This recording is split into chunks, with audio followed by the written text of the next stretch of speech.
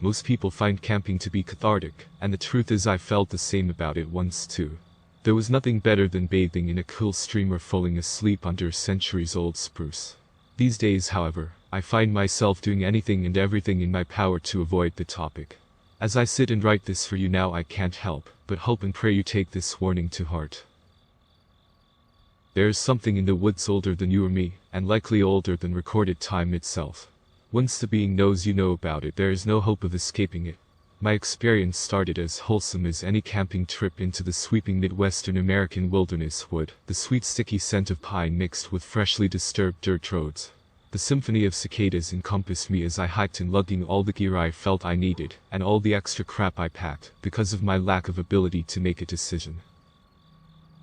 As I marched down the path to my destination, I embraced the sound of silence, and washed my mind clear of the city sounds I was so accustomed to. I stood still and quiet for a minute, and took in with each deep breath the gentle hum of the forest.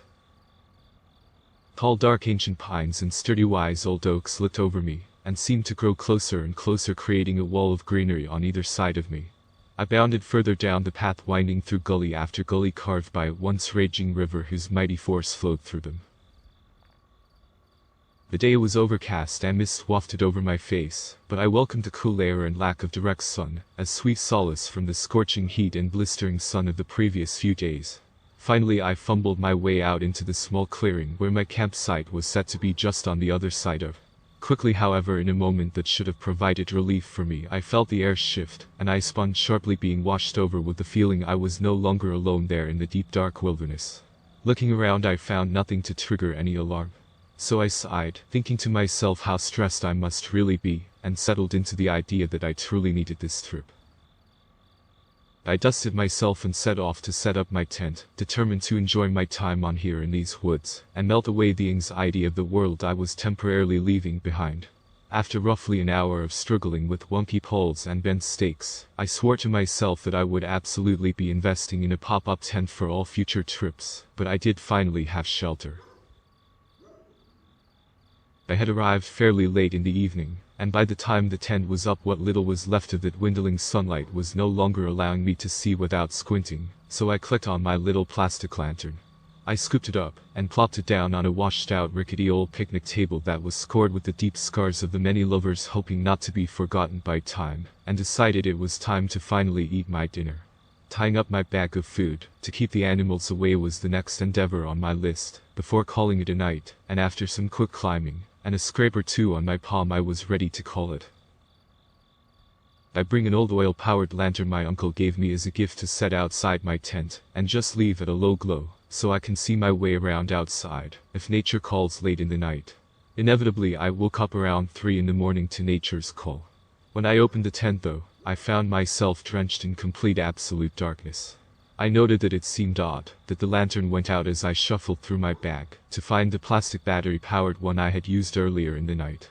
Once I had found it, I clicked it on and swiftly headed out into the darkness to relieve myself. As I headed back to my tent, I noticed that the lantern wasn't outside of the tent anymore. I looked around, but nothing. It seemed to have vanished, and that's when I finally looked up and noticed there wasn't a star in the sky, and the moon wasn't there, either. A large crashing and the sound of glass shattering just to my left beyond the tree line jolted me to attention. My senses were all heightened, and I was alarmingly aware of my own heartbeat. I stood there motionless, having absolutely no intent to alert whatever it was out there of my position, but after what felt like hours of holding completely still, I let out a slow, quiet breath, and relaxed slightly, having heard nothing else to further alarm me.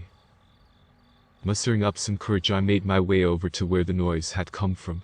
Only after listening for any sound to be absolutely sure I was the only being there, I lifted my lantern and aimed it into the trees, and what I saw turned my blood cold as ice, and sent a chill tingling down my spine and my stomach up my chest.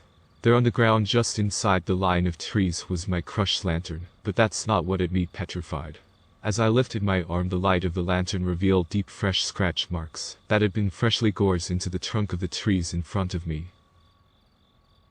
Terrified of what type of monstrosity could have possibly made those marks in the trees, I hurried back into my tent and swiftly zipped up the opening, giving myself at the very least a false sense of security, similar to hiding under the blankets as a child. I sat there in silence contemplating my limited options, finally deciding that my safest option was to stay put and make my way back to safety in the light of the morning. As I attempted to rest, I couldn't help but fixate on every gust of wind or snapped twigs. A branch fell and nearly sent me into cardiac arrest. Somehow though I must have been able to fall asleep because I woke suddenly sometime later, with a deep sense of dread, and a pulse of adrenaline running through my veins. I studied my surroundings and found dead silence, not even the sound of cicadas or crickets chirping.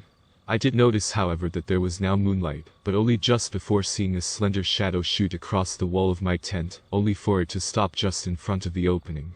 The creature slowly started unzipping the door to my tent. I was paralyzed. As it entered my tent, the world stopped. The first thing I could see was two long, slender human-like arms with thick talon-like claws embedded into each bony, milky white finger. It had a body that was unnaturally large and jagged, leading my eye to a face that will be burned into my memory until the day I die. On a long, narrow human-like face I was met with two slender black eyes set deeply into leather-quality skin with no nose, and a sharp mouth filled to the brim with jagged teeth. This thing emanated a stench of rotten wood and death. The creature seemed to be studying me, and I was absolutely transfixed. Suddenly it lurched forward and wrapped its talons firmly round my ankles and yanked. Still in shock, the creature pulled me from my tent all the way to the tree line, before I could even realize what was happening. I managed to kick myself free, and as I stood and turned to run. As I did, a gut-wrenching primal screech bellowed from behind me. I turned only for a moment to look, and I saw the creature standing at least 8 feet tall. Then it crouched. I began running as fast as I could get my body to allow, all while bracing for an attack from behind, but it never came. I ran for my life in that moment, and as I saw my car come into view, the world started fading to black, and my heart felt as though it was going to burst. I must have blacked out, because the next memory I have of that hell is being woken by a state parks employee tapping on the driver's side window of my car. She asked me if I was hurt, and if I needed help, gesturing to the trail of blood leading from the path to my car. I had barely noticed the blood pouring from my ankle in all the commotion, but she called an ambulance for me, and I was hurried away from that hell. The officers later told me they believed I had been attacked by a bear that night, and not wanting to risk looking unstable, I agreed and said nothing. I know what I saw that night, and I know it will never stop coming for me. Yesterday I noticed scratches in the trees lining my backyard, and as the sun set this evening I heard that screech in the distance again. I know I don't have long before it finds me, but hopefully you can do what I wasn't able to and avoid meeting it.